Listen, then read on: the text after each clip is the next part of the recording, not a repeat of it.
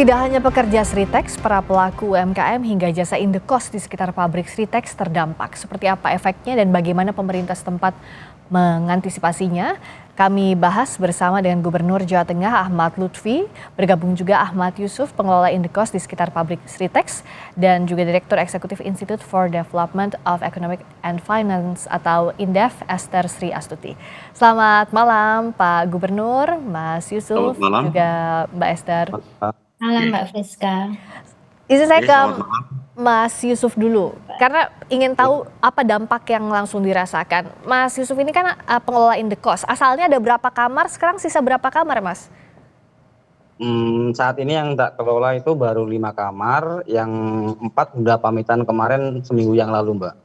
Oke, Tinggal 1 orang, itu pun sudah pamitan, tinggal nunggu ngurus-ngurus surat dan berkas-berkasnya. biasanya itu semuanya memang pegawai Sritex yang Pegawai mengekos. Sritex rata-rata Mbak. Berapa penghasilan sebulan dan berapa sekarang potensi kehilangannya Mas? Ya kurang lebih kalau 250.000 per orang per bulan, 1 juta tinggal sekarang cuma 1, berarti 750.000 Mbak. Dan belum lagi harus bayar untuk listrik dan lain-lainnya tetap Betul, berjalan ya Mas ya? betul, apalagi buat wifi, buat listriknya kan tetap saya kasih fasilitas gitu loh Mbak. Ya, saya ke Pak Gubernur kalau gitu. Itu kan salah satu contohnya, bukan hanya pegawai Sritex-nya Pak Gubernur, tapi juga pelaku UMKM, juga pelaku usaha di sekitarnya. Sekarang apa yang jadi fokus pemerintah pasca PHK massal Sritex ini? Begini Pak dan pemirsa sekalian, memang yang kita pikirkan adalah impact sosial ya. Jadi dampak sosial ini yang harus kita pikirkan, tetapi prioritas sekali untuk Pemprov. Kita sudah saya perintahkan tadi Kepala Dinas Tenaga Kerja kita untuk ke Jakarta. Jadi hak-hak mereka yang harus terpenuhi, misalnya terkait dengan jaminan hari tua dan jaminan tunjangan kerja ini harus bisa terdelivery, terbayarkan sebelum hari raya mereka sudah dapat.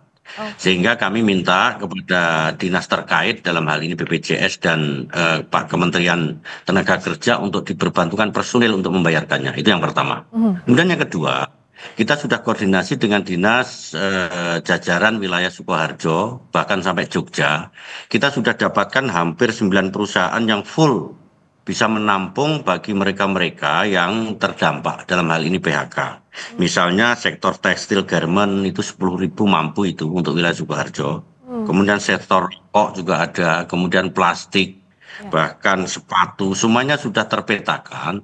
Tinggal kita nanti melakukan verifikasi kepada mereka dengan ketentuan satu, tidak ada pihak perantara. Kalau perlu saya pimpin langsung nanti untuk dengan dinas terkait untuk betul-betul mereka tersalurkan pada tempatnya.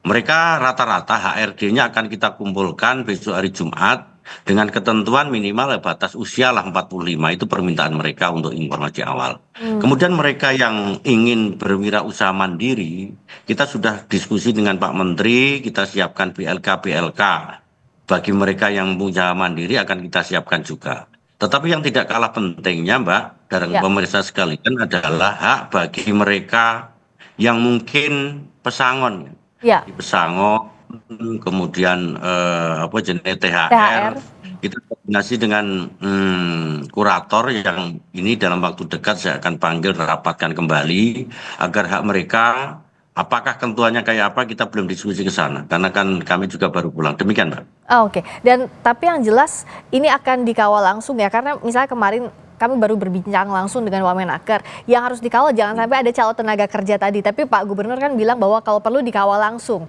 Kalaupun ada yang di atas usia, apakah memang BLK ini sejauh ini sudah siap Pak untuk menampung mereka-mereka yang di luar batas usia atau yang ingin berusaha? Jadi makanya nanti besok hari Jumat saya pengen punya waktu, HRD-nya akan kita panggil, kita kumpulkan di wilayah Solo. Jadi 9 perusahaan HRD itu wilayah Sukoharjo ada 9 perusahaan. Di luar Sukoharjo itu ada 11. Kemudian di wilayah Jogja pun ada. Mereka akan kita panggil untuk melakukan verifikasi bagi limpahan anak-anak kita atau karyawan kita yang terdampak PHK.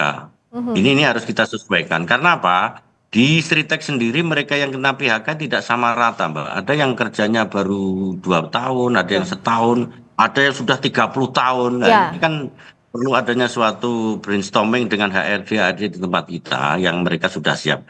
Tapi prinsip hasil laporan dari Dinas Ketenagakerjaan kita Ya, untuk 9 perusahaan mereka siap. Mereka siap. ya. Bahkan kita tekankan ini demi perkembangan wilayah kita khususnya wilayah Jawa Tengah, mereka akan siap untuk menampung. Oke. Nah, kalau mumpung ada Pak Gubernur di sini, Mas Ya. Ahmad Yusuf, apa yang diharapkan sebenarnya kalau dari pengelola usaha di sekitar Sritex yang juga terdampak? Ya semoga Mbak, semoga ada jalan solusi yang terbaik ke depan agar bisa UMKM sekitar area pabrik Sritex bisa berjalan kembali Mbak. Karena banyak UMKM sekitar sini banyak mengeluh, banyak menitipkan rasa untuk kembali lagi lah seperti dulu gitu loh Mbak. Siapa tahu Pak Gubernur dan Pak pemerintah bisa membantu untuk ke depan Sritex atau menjadi pabrik apalagi kan siapa tahu kan gitu Mbak. Kita bisa bangkit dari UMKM dari seperti ini. Pak Gub, ada yang ingin disampaikan soal ini pelaku usaha di sekitar Eh, Sritex? Memang kebetulan kan rumah saya dekat Sritex, Mbak. Jadi saya bisa cerita itu.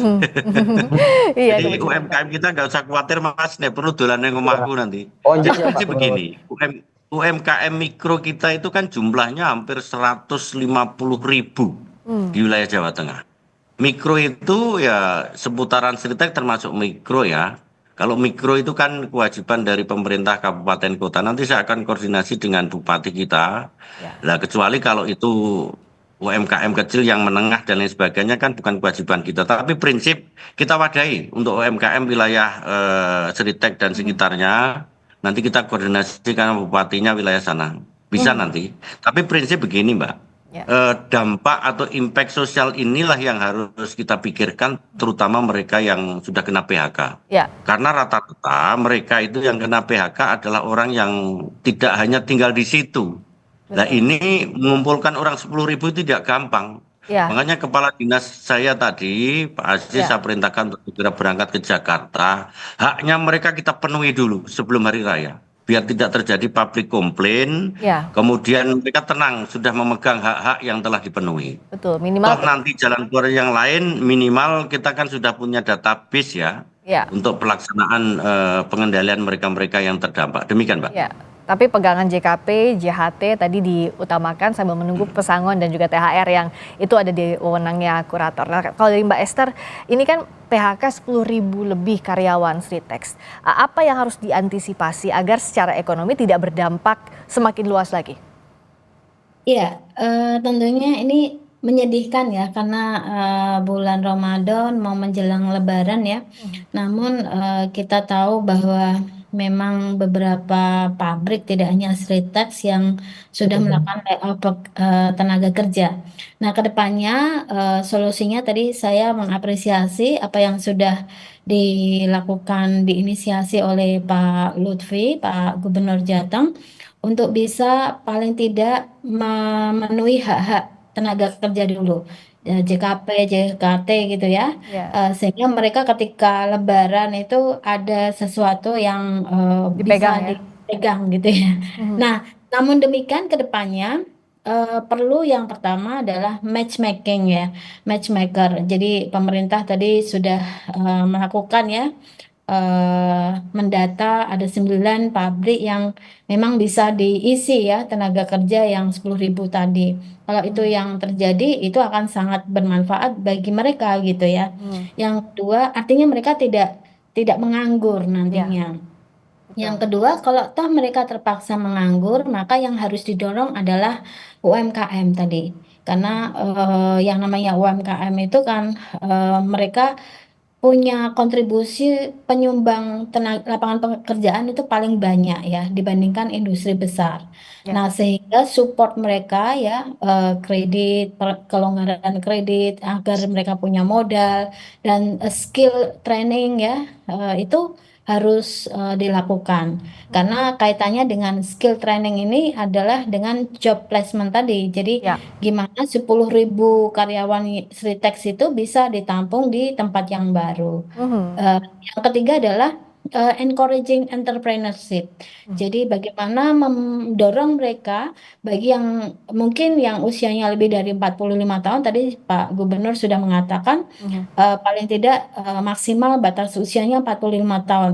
Kalau lebih dari 45 tahun berarti didorong ke entrepreneurship, artinya adalah berusaha sendiri, berwira swasta. Ya. Begitu Mbak. Baik, jadi itu 3 solusi yang komprehensif tadi jadi catatan dari Mbak Esther. Terakhir Pak Gubernur, apa yang bisa dilakukan agar para ex-pekerja Sritex bisa tenang untuk menunggu haknya dipenuhi, termasuk juga agar ekonomi bisa bangkit kembali terutama di Jawa Tengah pasca PHK Sritex ini?